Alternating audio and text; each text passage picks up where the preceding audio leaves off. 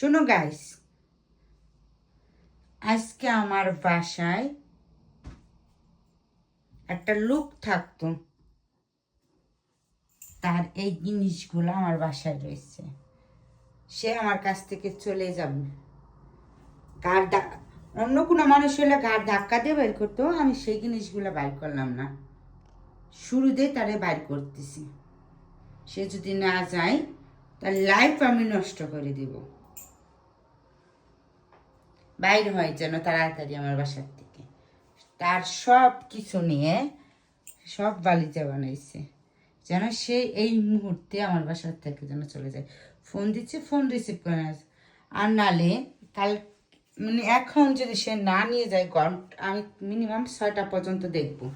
যদি সেই জিনিসগুলা যদি না নিয়ে যায়, ঠিক আছে, তাহলে ময়লার ডাস্টবিনে রেখে আসবো সব কিছু।